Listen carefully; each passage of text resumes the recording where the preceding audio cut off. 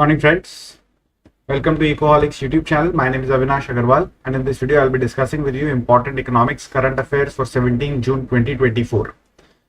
The articles that I have selected for you, they will be covering the topic of GST, unemployment as well as the state of public sector banks in India. So to give you a sense of the kind of discussion that we will be having, I have created these three questions for you. I want you to note down these questions and I want you to take a particular take notes of this particular discussion in a manner such that you are able to answer this question going ahead. So eventually over a period of time what we will do is that if we are targeting, let us say 2 to 3 different areas on a daily basis or 2 to 3 questions on a daily basis, and if we do this exercise for let's say a year or year and a half, then you will be able to preempt a lot of questions, a lot of discussions that will actually happen in your examination. That is the whole purpose of this exercise. That is the whole reason why I have started including questions on top of the articles that we will be discussing. So the first question is, discuss the evolution of GST in India and its current challenges. How can cooperative federalism be strengthened through GST reforms? Examine the critical issues hindering GST's effectiveness and suggest measures to enhance its efficiency as a unifying tax regime in India. So it's a composite question. You can see you need not do 110% or 210% justice to each of the components today itself, but you have to remember that these are basic standard things or these are basic standard questions around GST which can typically be asked to you in any of the examinations that you may be facing. Next question that we will be discussing is, discuss the challenges of employment generation in India and evaluate potential strategies to achieve substantial job creation. How can initiatives like urban planning, manufacturing growth, female workforce participation as well as globalization contribute to addressing India's employment needs? Examine the role of economic growth and policy reforms in overcoming these challenges. So again, this is a composite question around employment generation. And third question is a little straightforward. Public sector banks have been losing ground to their private sector counterparts in terms of deposit mobilization and market share, despite the transformative changes PSBs have undergone in recent years. Elaborate. So you have to give a present state or a current state analysis of what's happening at the public sector banks. So these are the three articles that we'll be discussing. I hope that this is very clear to everybody. So let us start with our discussion. So let us first speak about GST. Okay. Now, see, the idea of cooperative federalism is not new. In 2014, when Prime Minister Narendra Modi first made government at the center, there was a lot of talk around Team India. There was a lot of talk around cooperative federalism. And cooperative federalism was enacted, or at least we made an effort to, activate cooperative federalism through institutions such as Niti Aayog, through institutions such as GST Council, etc. So the focus of this article is going to be, let us say, on GST. Okay. So we saw that when the country adopted GST prior to 2017, it did act as a political unifier to a certain extent. You have to also realize that at that point of time, a lot of state governments were being ruled by the BJP government. And of course, there was opposition-led governments at in certain states, but there was a political predominance that BJP was enjoying when GST was introduced into the country. Okay. Now, the point that we have to keep in mind is that we have a GST council now. Okay. And the first meeting of the GST council post-election is going to happen this Saturday. And we can use that as an opportunity to fix the flaws that exist in our GST regime in India. Okay. We can think in terms of putting a win-win agenda where the central government also wins and the state governments also win. So when GST was introduced, it was introduced with the slogan of one nation, one tax. We have heard this kind of slogan in different spheres as well. But genuinely GST has been and going ahead can be a much better one nation, one tax. GST was introduced to create unified market, because in the pre-GST era, what was happening was that a variety of indirect taxes were being levied by a variety of state governments and they weren't really synced with each other. So every government, let us say at the state level, had its own value added tax or something like that. Okay. So it wasn't a unified market. To give you just a sense of how disunited a market India was. So there was something called as an octroi tax, and trucks moving from one state to another had to wait for long hours upon the borders of various different states that they were entering. and that was just a waste of time, that was just a waste of efficiency. Okay, so we weren't exactly a unified market in the pre-GST era. So the idea of this reform of goods and services tax was to create a unified market, but it had an economic promise that was larger than just creating a unified market. We wanted to simplify indirect taxation in India. We wanted to reduce and completely eliminate tax favors that governments or politicians or policymakers could give at their own discretion. We want to end tax on tax cascading. What is cascading? That let's say that I have a raw material which is costing 100 rupees. I have imposed 18% tax on that raw material. So the cost of that raw material, let us say, becomes 118 rupees. Then somebody else uses that raw material as an intermediary good.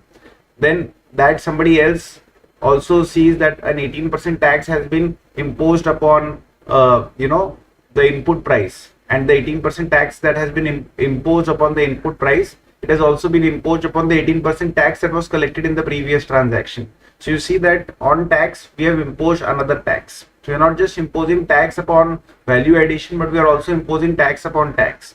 That's the essential idea behind cascading. If you don't understand, please ask. So we wanted to end this tax on tax cascading. We wanted to allow input tax credit to kind of eliminate tax on tax cascading. We wanted enterprises to become formal, because if I want to, let us say, get input tax credit, then my input supplier also needs to be on the GST network. If somebody needs to, get the input tax credit for whatever they have purchased from me, then I also need to be registered on the GST network, right? So unless and until the entire supply chain is registered onto the GST network, this input tax credit cannot be availed. And input tax credit is a very important component. It basically means that while purchasing the input, whatever tax that I have paid, I can take that as a credit from the government, because the output that I am selling, I am paying, or I am collecting and paying GST on that to the government. I will repeat myself only once. On whatever input that I have purchased, I have paid a tax. I can take that as a credit, okay, and whatever output that I am selling, on that I will collect tax and pay it to the government. So taking this input tax credit is a very important component of GST, and I can do that only if my supply chain partners themselves are registered onto the GST network. So therefore, it nudged businesses to become formal. It nudged businesses to register themselves on the GST network. And the idea of GST was to enlarge the collection base, in the sense that all those who are outside the indirect tax regime will now become a part of the indirect tax regime, and therefore the collection base will enlarge, and therefore revenue can go up. So you have to be able to, in whichever examination you are a part of, you have to be able to speak about these 5 to 6 points. Okay, so please make a proper note of this. Now there are certain other advantages, like for instance, it can lower the cost because of higher efficiency, because of less cascading and so on. So these are also some of the points that you can include. Of course, GST was a bold move. It was a pro-economy move, but there are certain issues that India's GST regime has been hobbled with right from the beginning. Like for instance, we have a multiplicity of rate brackets, more than what is seen globally. What India should have ideally done was that India could have created just 3 brackets: a normal GST rate, right? Let us say an above normal GST rate for sin goods and luxury items, and let us say below the normal rate of bracket, for which those are goods and services which are, let us say, typically consumed by bottom of the pyramid section of the population. You don't want to charge tax on items that they consume, hence you can put those items in the lowest bracket. That should have been the neat and clean, simple design for the GST framework in India. But we ended up creating something which is far more complex than this. Okay, we created a multiplicity of rate brackets, and that has kind of, taken away from the potential of this reform. So we should have created 3 slabs, like I explained. Bulk of the items should have been in the standard bracket, right? That would have ensured revenue sufficiency. Okay, and there would have been very clear rationale why certain items are in the standard brackets, why items are in, let us say, the lowest bracket, and why certain items are in the highest bracket. Okay, now the good thing is that our monthly GST collection are roughly around rupees 2 trillion right now. Okay, they're roughly around rupees 2 trillion right now. That is 2 lakh crores worth of GST is getting collected in India every month.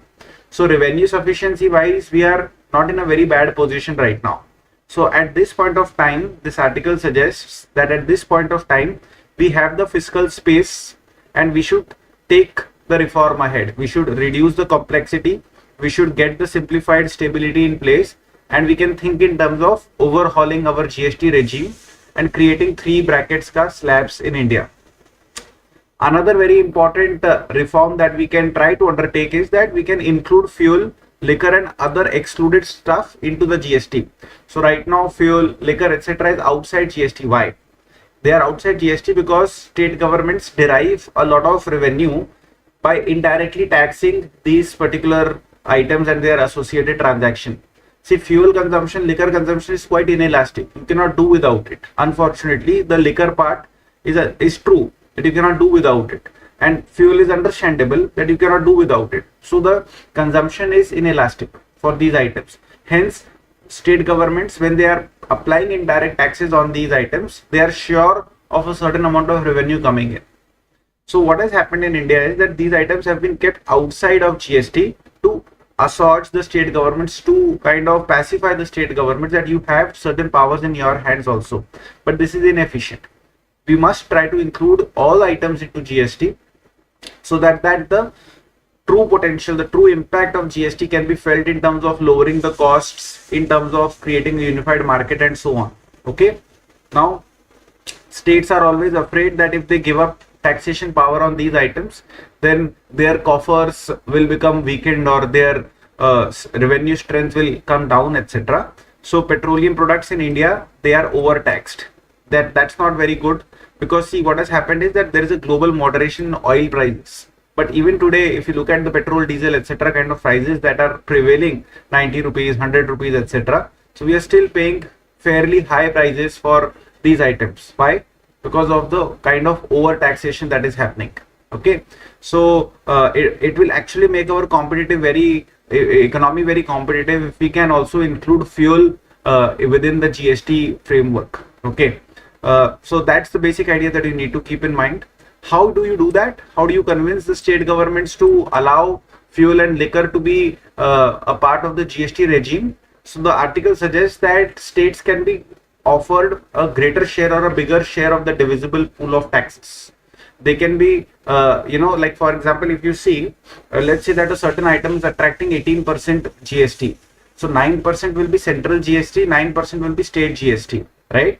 What that means is that, let's say that whatever tax is getting collected on that item, it is being split half between the center and the state. That's how you are supposed to interpret this. Maybe what we can do is that maybe we can have a 40-60 split, right? Because of a larger of a larger basket, which includes fuel and liquor, central government can take 40%, state governments can take 60%. So if that ensures revenue neutrality for the states, then states can be persuaded. If that ensures that state government doesn't lose money, then state governments can be persuaded. So we can think on these lines. Another problem with our present GST regime is that central government has power to levy cesses, and these cesses, they are outside the GST framework, and these cesses, they don't get shared with the states. So a lot of state governments have a lot of grievances that out of 100 rupees tax that, let us say, that the union government collects, around 17 to 18 rupees is in the form of cess, which doesn't get shared. So central government is being intellectually dishonest when it says that it is sharing more and more with the state governments, for the simple reason that it's not sharing entire 100 rupees with the state government. It is only sharing around 80 or 82 rupees with the state government, right? So phasing out cesses can be a sweetener for states, or it can be something which the states may appreciate, that okay, cesses will not be collected anymore going ahead, let's assume, unless and until there are some really drastic scenarios happening. And secondly, we will have a larger share for ourselves from the divisible pool. So if that can be done, that would be fantastic. One precaution: please don't go down the road of pledging certain amount of compensation based on some random assumption of tax intake, because in the initial 5 to 7 years, 5 years of introduction of GST, we had this compensation that was being given to the state governments, and that compensation was calculated keeping in mind that the tax the tax revenue would increase the nominal growth of the economy would be around 14% year on year, which is hardly ever the case. 14% is too high. Okay, so anyways, make sure that you are not offering false promises is what this particular point is trying to say, and there are a lot of reforms that can be done. So this is my first question done around GST. I hope that this is very clear to all of you. If there is any doubt, please ask. You can download this note from Ecoholics app without any cost. You can just have to do a quick free registration, go to study material section, and you will be able to download the note. Moving ahead to employment generation, right? So the next article that I want to discuss is around employment generation. So the author says that we need to create 20 million new jobs every year. Why do we need to create 20 million new jobs every year? See, 12 million new people are entering into the workforce, right? They are entering into, let us say, an 18 plus age bracket. So 12 million for them, and we need to pull farmers out of agriculture into manufacturing and services, right? So that farming becomes remunerative, so that average income of our workers, laborers can improve, can increase, because average income is typically higher in the manufacturing and in the services domain. So let's assume that we are pulling 8 million people out of agriculture every year. So that 12 plus 8 translates into 20 million. Okay. So how are these 20 million jobs going to be created? Where can they be created from? So the author identifies 4 areas where these jobs can be created. First area is creating well-planned and sustainable cities, right? So you all must have also heard from Prime Minister and various other policymakers that a lot of cities and towns of the future have not yet been built in India. So let's say 50 years, 70 years, 100 years down the line, the kind of towns and cities that will exist, they are yet to be built. So let's build them, is what the author is saying. Okay, so right now our cities are congested and the quality of life and environment is subpar. So if we can, let us say, create new cities, green cities, and we can start from scratch, from layout, from building material, from natural resources, from public services. We can think in terms of building new state capitals, like probably how Andhra Pradesh is building. We can think in terms of shifting military stations, like for instance, Bombay is overcrowded. So we want to shift the naval stations out of Bombay into, let us say, an area adjacent to Bombay. Okay, we can found new universities. We can create new innovation campuses, right? And this kind of an infrastructure push, this kind of an construction bonanza, it will create millions of jobs, right? Every kind of job will be created, whether it is unskilled or highly skilled. Every kind of job will be created. So some of you may think that let this process happen naturally. Some of you may think that, okay, the state governments or the central government can get involved in these kinds of activities and they can push these activities ahead. Either of the scenarios, but this idea of having a construction boom in India, it isn't too far-fetched, and it may be something which is actually required from creating a resilient future point of view. So this is a good idea in that sense. Second idea is a pretty hackneyed idea. It's a pretty common idea. Try to attract large-scale manufacturing in India, create jobs. So author believes that despite robotics and artificial intelligence, large-scale manufacturing can be attracted in India and jobs can be created. Historical anecdotes such as this can always be a part of your answer, that even M.G. Ranade and B.R. Ambedkar in 1890 and 1920, respectively, they called for fast industrialization of India so that necessary jobs can be created, right? The third approach could be that, we should facilitate the entry of women into the workforce. Why? Because every employed woman creates at least one another job. Like for instance, my wife, she's a practicing chartered accountant. She's not sitting at home. So if let us say cooking and caring related work need to be done at home, for that we need to hire a maid. So as you can see very clearly that because of the fact that she works and I work, both of us work and none of us are available for, let us say, cooking and caring kinds of jobs, hence we need to hire more, right? So for every employed women, and given the patriarchal nature of families in India, I'm not saying every family, but the macro trend is towards patriarchy.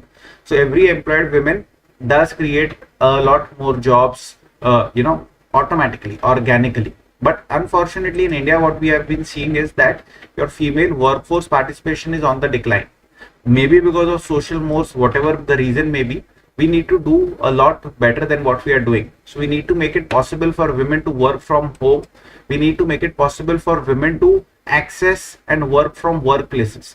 For that, whether it is toilets or public transport or safety or street lights or home appliances or child care facilities or anti-harassment policies.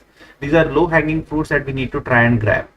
And the fourth idea is that we should try to champion globalization, because if we have access to, let us say, the European market, to the North American market, to the Oceania market, right, then we will be able to push exports into those markets, and by pushing exports into those markets, we'll be able to create jobs in our own country.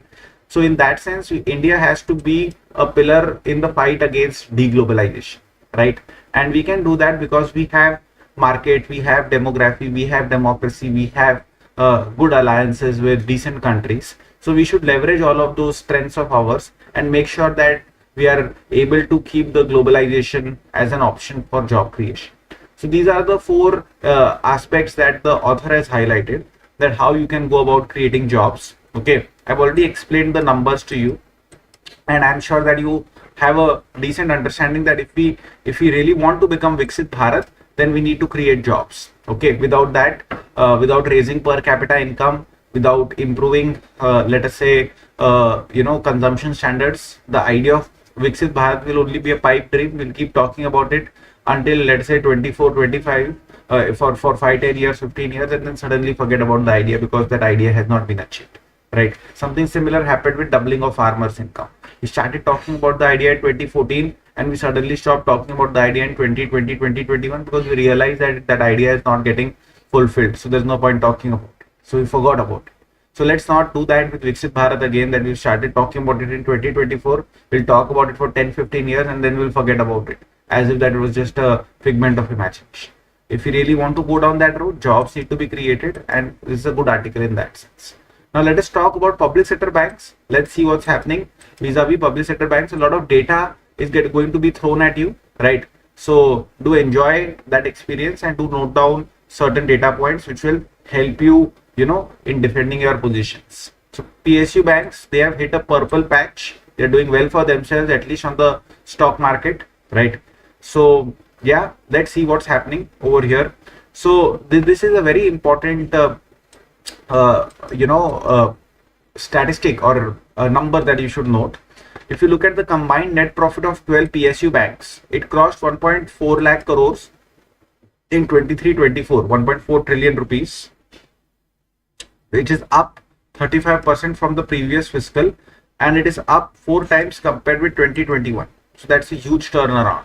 Okay, that's a huge turnaround. So you can see for yourself that Central Bank of India, Punjab and Sindh Bank, they were in losses in 2021, and they have been reporting net profit in 23-24.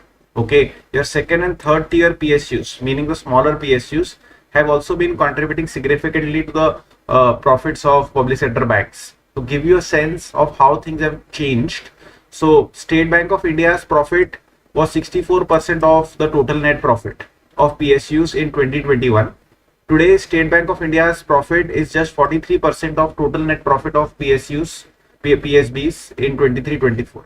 So you can see that other banks have also started contributing to this net profit pool, and that is why the share of State Bank of India has gone down.